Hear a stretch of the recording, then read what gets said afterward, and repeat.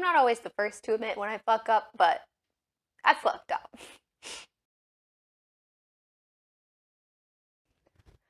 Hello, thanks for watching. This is Alexis and you're in my kitchen again. Today we are making pasties, which is a traditional Upper Peninsula of Michigan, Wisconsin, Minnesota area dish that involves like a pastry, a meat pocket.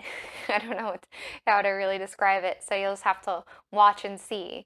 So with this recipe, you'll need to make a pie crust or buy a pie crust dough, and then we'll turn that into the package that surrounds the filling of the pasty, which is going to be pork sausage, 12 ounces of it, and a rutabaga, a potato, and an onion, and then various spices, as well as some fresh parsley. Okay, so we have, for my personal recipe, 1.5 cups of flour, and this is King Arthur flour, which is the best.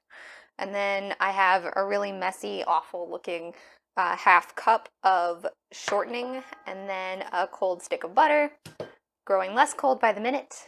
And then I have off to the side here a giant ice cold bowl of water. We're just going to take about, like, most likely not 3/4 of a cup, probably like a half cup to a 3/8 of a cup, depending on how much we need. So yeah, first we are going to cut in the butter and the shortening, and we actually need 2 forks for this, and there are bugs. We can't help that. So we don't want to touch this for the most part because we want it to stay as cold as possible. Now, I appreciate you hanging in there with me because I am left-handed, so I may cover the screen on occasion, but we work with what we have. And we should have cubed the butter, but I really don't care that much. The recipe that I developed this off of, and I say developed like I'm a fucking head chef, it calls for like double the amount of everything. So I just halved it and it seems to be fine. So awkwardly do this until you have like pea-sized amounts of butter and shortening mixed in with the flour. So I'm gonna let this go here and then we'll come back to it. So on the recipe, the original recipe that I used to work off of this, it calls for the first step that you do, and I see this a lot, is to preheat the oven to whatever temperature that it's supposed to be preheated at. Now you may think, Alexis, that's pretty obvious. You should preheat it before you put things into it. I know, but a lot of the recipes that I look at nowadays are things where you have to marinate or you have to freeze something. And you know what you do?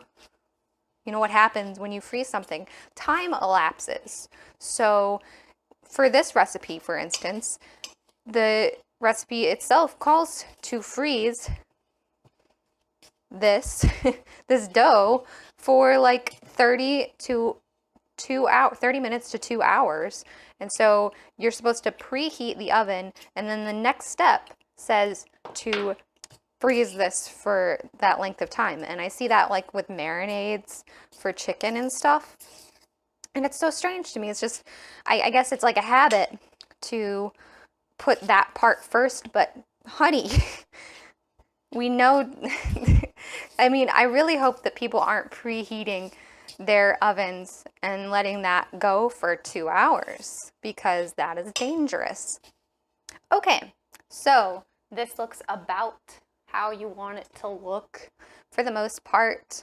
We are going to next put in about a half cup of water. So I'm going to start, and you make sure it is ice cold.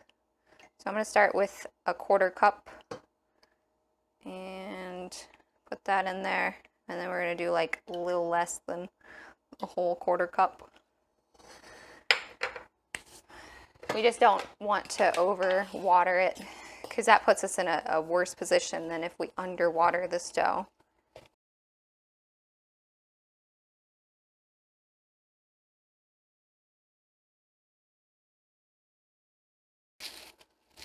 Boom! And then we gotta stick this in the fridge.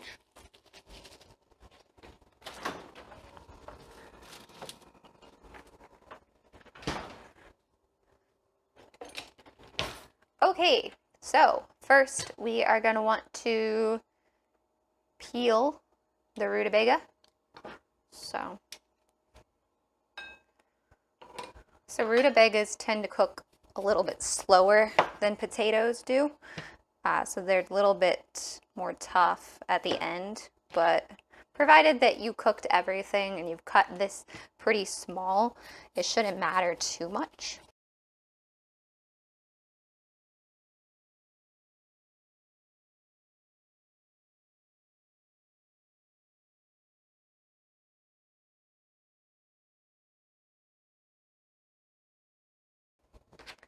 So go ahead and peel the potato. I'm only going to peel just the one potato, just in case it's a lot, which I'm betting it will be. And once that's roughly peeled, I'm not like a stickler on making sure it's perfect. Just chop that up.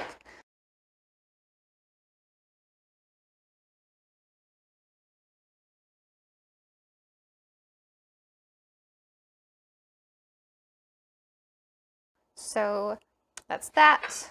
I'm going to set that aside, and then I'm going to cut up this onion.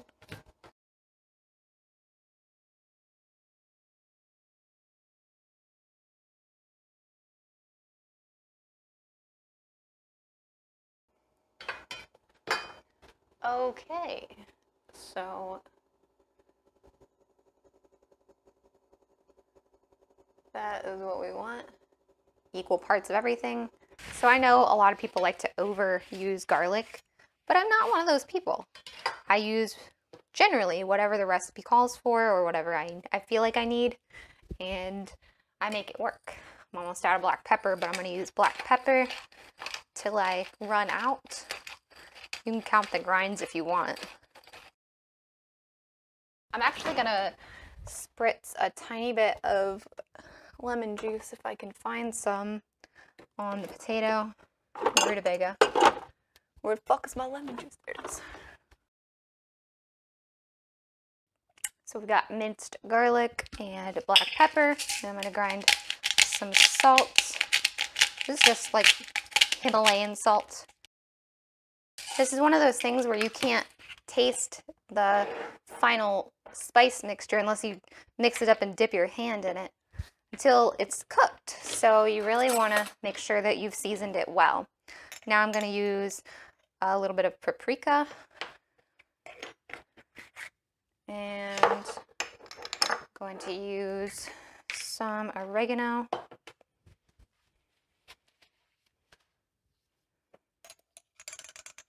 Like that much.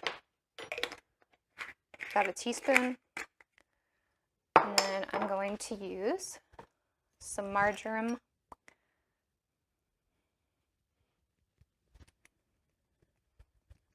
About a teaspoon as well. And I'm going to use fresh parsley, so no need to use that. And some thyme. I only have ground thyme. And then I'm going to use a good amount of fennel. Like not a shitload of it, because, you know, it's whole.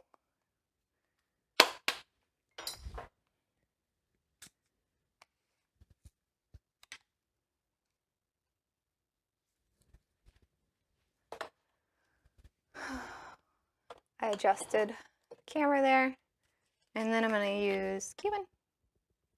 Give it a nice depth of flavor. I don't know how much I just put in there. What else do we got? That's mostly about it, because that's mostly all I have. Definitely feel free to add spice as wanted. I'm going to use a little bit of like red pepper flakes. I can't use too much of these because certain people in the household just seem to cough like crazy whenever that is added. And then, let's see. So we've been refrigerating for about 20 minutes, I guess. So I'm not really gonna do too much more, but I do want to mix all of this pan to get everything mixed up so it can go in the fridge. So this is pork sausage. Supposed to be for morning, like breakfast type stuff, but we are not using it that way. So just go ahead and get that well mixed.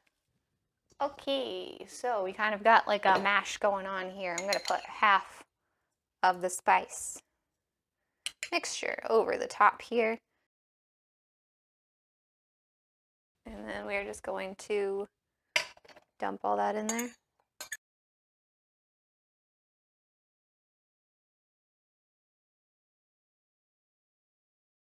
Okay, check it out. It's all mixed together. And that's pretty much it. So what we do next is we put this back in the fridge, and then we wait for the dough to be ready, and then we reconvene. Okay, so I just realized I'm recording in 4:3 aspect ratio, so I hope you really enjoy that. So I have preheated the oven to 350 degrees and taken my cold dough ball out of the fridge. And we are going to divide that into 4 equal pieces. We're going to turn it out right onto my clean counter. So the dough is going to be very wet, very sticky because of all of the butter and the shortening. But you're just going to have to deal with it. So go ahead and put it into a circle and get it decently floured on both sides so that you're not sticking.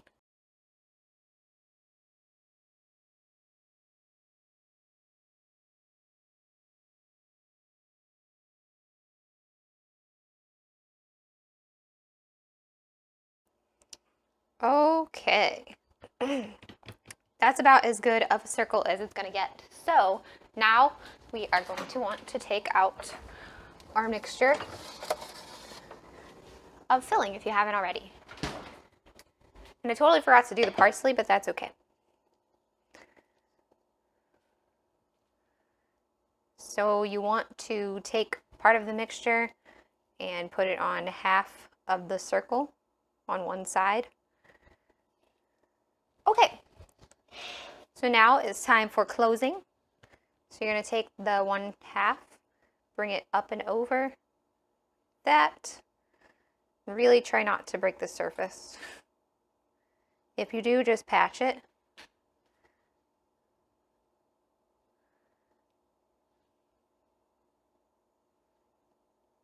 This is a very soft dough.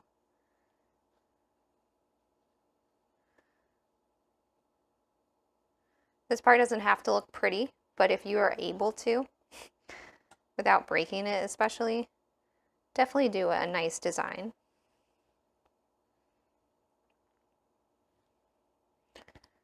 Okay. So last thing that you're going to want to do is just slice a little bit of air holes in the top.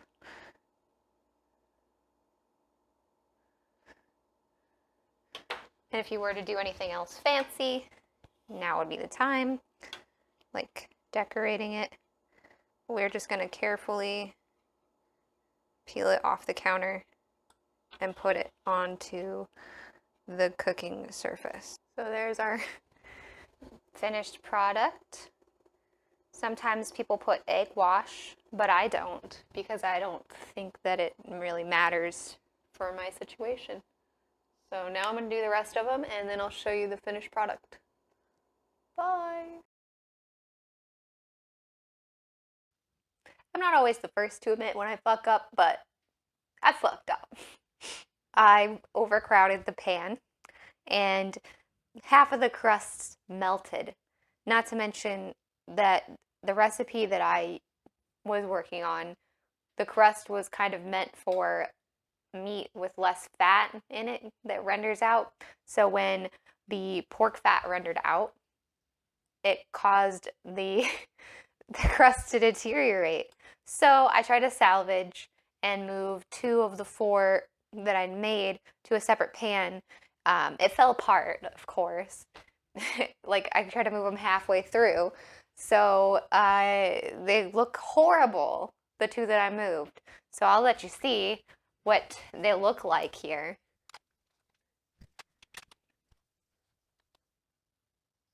Okay, so they turned inside out essentially. They're hard, which is what they're supposed to be, but that crust was just too thin for this particular recipe, so I don't recommend doing this. Not at all. I'm gonna try to redo it so that it actually looks better.